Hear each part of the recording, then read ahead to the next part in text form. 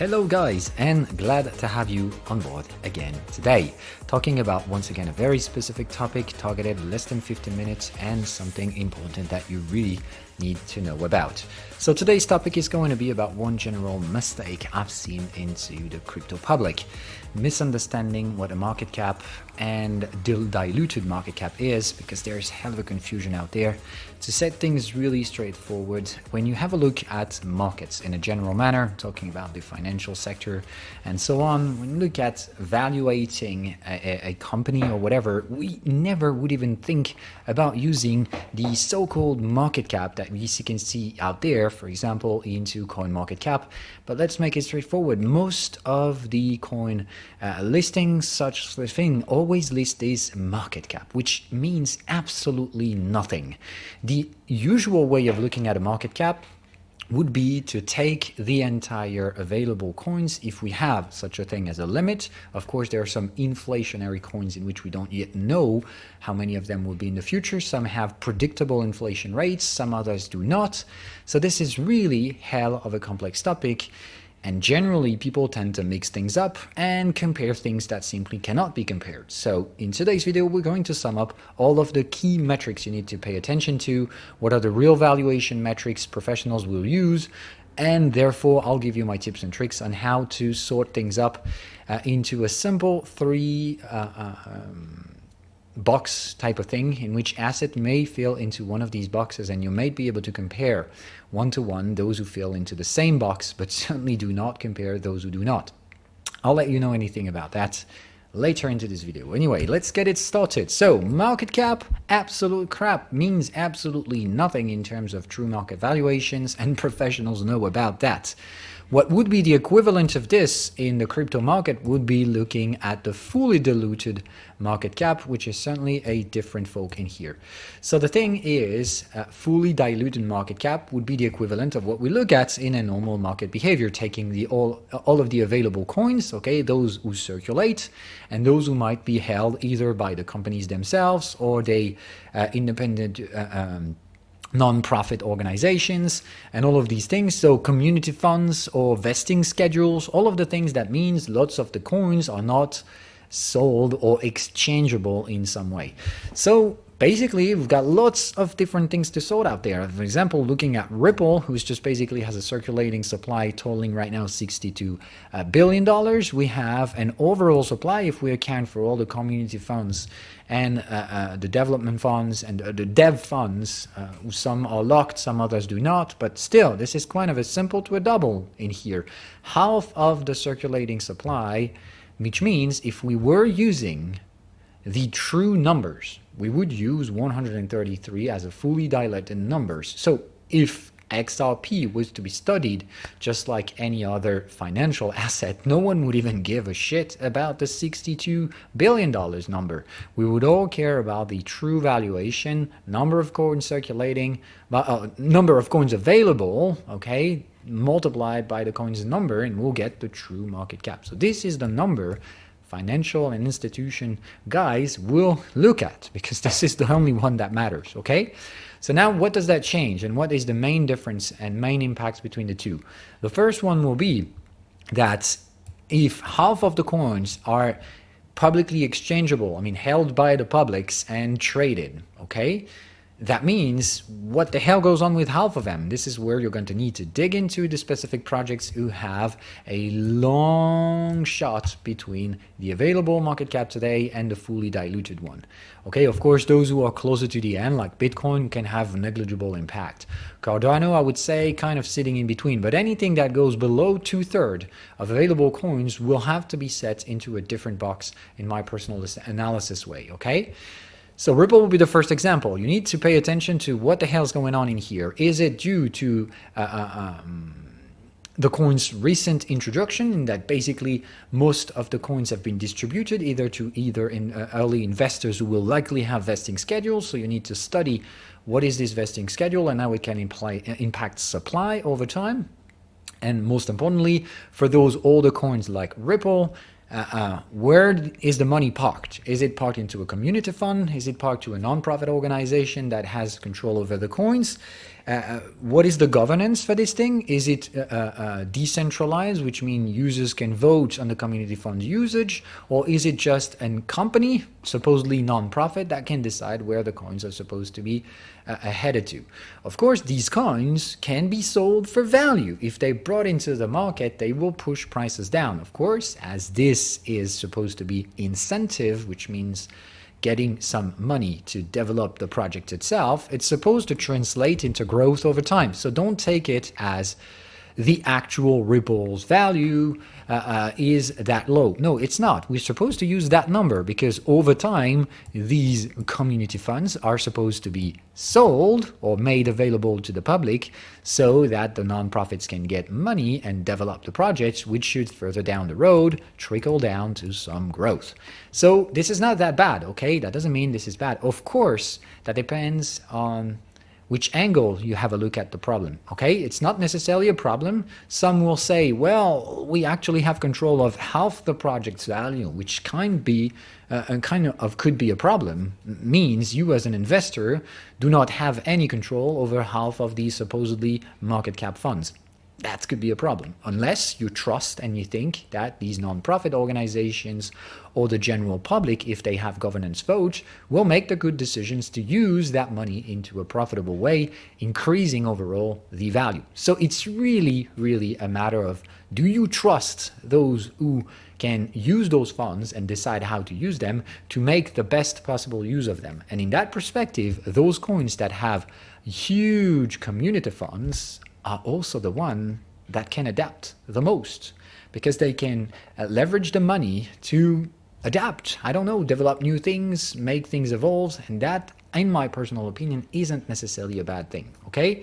So I've seen some people saying, well, all of those community funds is a shame, we should never have done such a thing. I would definitely do not go down this road. I think there are some pros and cons to both solutions. But anyhow, in any way, we should never use these numbers to evaluate the underlying asset value. It's really using fully diluted market caps. In that perspective, Ripple is definitely one hell of an expensive blockchain, pretty much comparable to Cardano at that point, even though everyone would say, well, it's definitely not compared to Cardano. Cardano is much more expensive, and therefore Ripple should align to Cardano's price. Well, don't get me wrong, it already has. So in that perspective, Ripple and Cardano are like equal number 3 into this set. Okay, so if we go down, of course, some other coins have already distributed all of them. Solana has a community fund as well, and you can see it that way. Dogecoins have all of their coins in circulations. Okay, Polkadot is pretty much going 100%, not nearly it, but close to it. Okay, so negligible amount of distribution toward the fully diluted market cap. Uniswap might be on the 2/3, so that would be on the separate box as the one that I said. So I would separate in that way. First box is for every coin that is either at or nearly at the fully diluted market cap, and that have a predictable level of inflation, okay, so which is the case for most of the coins out there. So we're going to negligate the effect of inflation right now into our price calculations, due to the fact that it, of course, is really impactful to know how much inflation a project has. But looking at the growth of these projects, I mean, recent growth is certainly not going to be sustainable over years, but still, this is setting the course for the future. It might slow down, but this is still one of the fastest growing sector at the moment. And therefore, I think growth definitely outpace inflation numbers. So we'll consider them negligible. But don't get me wrong, if you're incentivized to hold your coins toward, I don't know, 5-10 years or something, then the inflation numbers will definitely be accounted. Until then, we might be making another specific video about inflation structures. Okay, then we've got Chainlink in here, lots and lots of community funds and developer funds, and therefore, same perspective out there. The underlying true value of the market cap is definitely not the one people compare it to other stuff. So it's really, really right now an expensive blockchain for Chainlink, and most of the price control is held by someone else, of course, they must be vote for the community funds to be unlocked, but still, that means lots of Chainlink's value is still locked. And like I said, take it as a good thing or as a bad thing. I think it's actually both. That mostly depends on those who have control of these funds will make a good use of it or not. But as an underlying asset value, you should never ever pay attention to this. It's really this number that matters a lot, okay? Then trickling down to understand where the huge dangers are, for example, ICP, and that would be the third box option into my personal perspective. And the reason why right now ICP can hardly be compared to any other blockchain's valuation metrics, because damn it, it has absolutely not the same standards. ICP has lots of early vesting schedules still going on, and they will ripple through a 20-year vesting schedule. Definitely a long shot in here, but that also means lots of the underlying value is still hidden from the circulating supply, which means don't look at this number if you're looking at evaluating the ICP token. Basically understand that over time this market cap will have to go toward this one as new coins get released, not to mention lots of the community funds allocation and the way they can be used.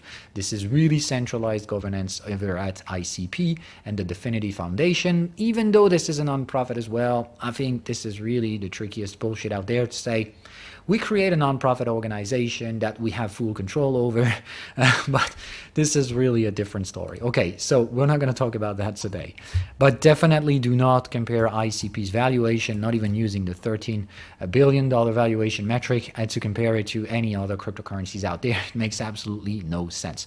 Same thing goes for Terra Luna, which valuation is nearly a third of the other circulating, of the global fully diluted market cap expectation. So please make good sense and good use of it. Like ICP, Terra Luna, they are into the top 20, but if you ever dare comparing them and their valuations using the circulating supply market cap, oh boy, you're really getting out of any sense. Okay, so these are one of the common mistakes I see. I've seen some people saying, well, Terra Luna should be in the top 10.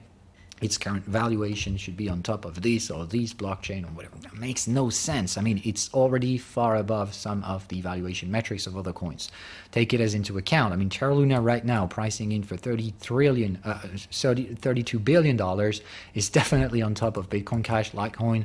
It's pretty much comparable to Chainlink right now. It's above Uniswap actually. Even though some people will say, well, there's plenty of room to go from 13 to 18. Well, probably, if you go some short-term bets, that could definitely be a thing. Otherwise, over time, this will definitely have impact over the available supply, and supply impacts price, okay? To the same and equal level of demand on two blockchain, one that has a diluted supply will definitely have 100% of the demand going straight into price action to the upside. On the contrary, those who have diluted market cap will, as they release the coin, translate into downside price pressure, and like we said, over time, and if the funds are made good use of, are supposed to create more value, which will create more demand, and over time should compensate the early price drops. So normally, these valuation metrics should tend toward these ones over time. Still, account for the fact that for those who have all of the coins circulating, we already know that every bit of demand will translate to price action. Not the same perspective for the others, okay? So for those, and specifically those who intend to have 2 to 5 years exposition to this market, this will have a predictable impact that will slow down price pressure. Not necessarily over the long term, like we said, depends on how good the use of that money is made, and even if really actually and truly trickle down to some increased demand for the coin in the future. That is the question you should guys have to think about, okay? So we're not going to make these examples too fast, but let's quickly go over this. In that perspective, that would mean in my personal sorting situation, all of these will be all together. Binance Coin as well. All of the circulating supplies, all of the supply is circulating at the moment. Tether is not one. Ripple will go for a second category in my personal listing. Okay, so do not compare Ripples to Binance Coin. For example, Ripple is far more valued right now than the Binance Coin is. Okay, Solana would go somewhere, I think I would go for this one. It's barely in between, so I would still separate. So same thing, okay? Don't underestimate the fully diluted value of Solana right now. It's already real big, okay? Can go higher, sure, but lots of absolutely stupid valuations on general public right now, okay? Please do not valuate Solana using the 41 billion valuation. It's really more something like 70, so it is getting closer to Binance Coin today, which is where I thought it would go down over time. So Solana is reaching quite some valuated metrics. I think it's in right position now, and we need to see how the community funds will be used through time to either keep on increasing that demand or failing and therefore diluting the market cap, which will have a predictable downside pressure on prices. Okay, some other ones like Polkadot will definitely be on the first set, in the first box. Uniswap would be on the second one. Okay, so for example, you can compare Uniswap's current valuations to Solana, but definitely not Polkadot with Uniswaps. Okay, don't make it wrong. I would go for Chainlink as being possibly in the third section. That doesn't mean it's bad, like I said. It's just it's different, and different means you cannot necessarily make A to B comparison straightforward. Okay, so make it easy. Okay, Chainlink, ICP are the ones that have heavily diluted assets circulating. So in that perspective, be aware of where the money goes in the future. You need to pay real attention to how the supply is going to be managed by the teams. That's going to be it for today, 15 minutes in, so pay attention to this. Do not compare things that cannot be compared.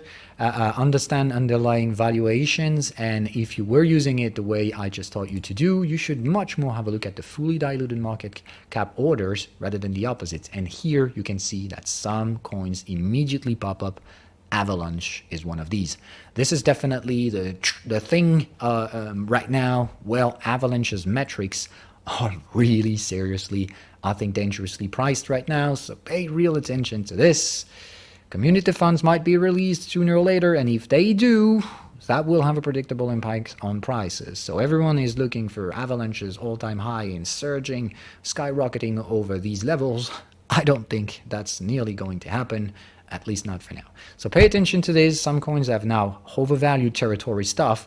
If you look at them, okay, in a sorted manner, because if you were doing this, well, Avalanche would nearly be in the top 10 now, which I think has absolutely no comparison to other valued coins that have their spot into the top 10. So pay attention to some coins and how the coins are circulating. Not even talking about this thing. I don't know what flow is, but oh boy, don't buy this. Okay, enough for today.